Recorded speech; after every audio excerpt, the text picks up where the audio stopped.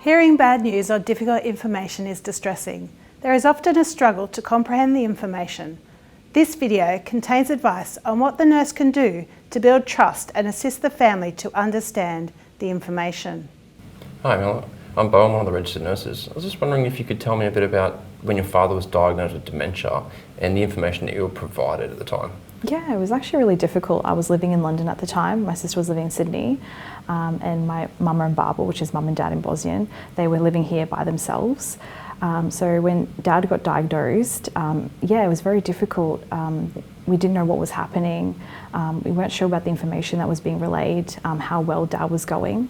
Additionally, I think mum interpreted information differently than looking back on hindsight. Yeah, thank you for sharing that. I like that barbell touch. My friends call their grandma and grandpa Oma and Opa. So yeah, that's really nice.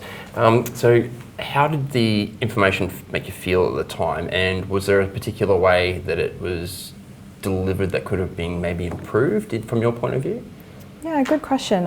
It felt really frustrating, I think, because they don't speak English as their first language. I'm always sometimes having to do all the interpreting, and I'm not very confident in my skills in Bosnian. So it was very frustrating because, I'm also managing other things. I'm studying, I'm also working.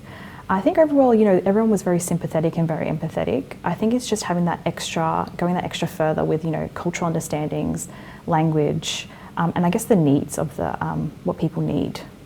Thank you, that's really good. So how did the nurse communicate all the information that they provided? Did they use writing, verbal? Was there anything they could have done a bit more easier to make it understand for you? Yeah, so they were very empathetic. I think coming from the cultural perspective, when dad was initially diagnosed, there was this talk for dad going to a nursing home. And that's not something that we do culturally. So I think maybe coming in and maybe meeting the patients halfway would have been a better, I think, way of communicating. I think the other part would be language. It's always really difficult, again, when English is their second language, they're not really understanding some of the information. When dad was first diagnosed, mum thought he was going to a nursing home, but when in fact he was going to a rehab facility, and it kind of freaked mum out, it freaked us as well. And I think also in terms of care, what we're entitled to. I know equipment's been a bit of an issue of understanding of what we get for free, what we don't. So helping us to really get as much information about the care packages and what we're entitled to would have been amazing. Oh, brilliant. Was there any other ways that the nurses could have helped you, and is there anything I could do today to help you out? Yeah, maybe equipment. People don't realise how much that costs. And it takes a chunk of your, you do get allocated funding for my aged care.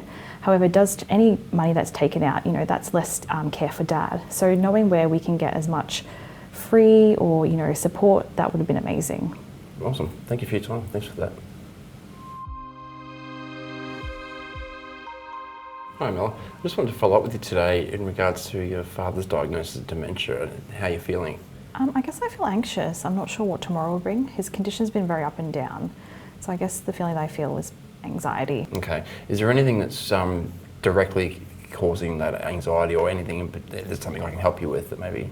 I would say probably equipment. Okay. Like I said, his conditions are up and down. Something that we might buy today might not be relevant in, say, 6 to 12 months' time. So we really don't want to be wasting any money. Completely understandable. I can probably put you in touch with some people that might be able to give you more information about that. Would you like me to arrange that for you today? Yeah, that'd be absolutely amazing. Awesome, I can do that for you, no problems. Is there anything I can do right now to help you out other than? I would say just helping and supporting my parents. As I said, I'm studying and working, I'm very busy. Ensuring that they get support because English is their second language, that would be amazing. Yeah, fantastic. All right, well, I'll see what I can do about organising someone to come and speak to you about some equipment for you, if you like. Is there any other further questions that I can help you with today? No, I'm all good, thank you. All right, thanks, Amela.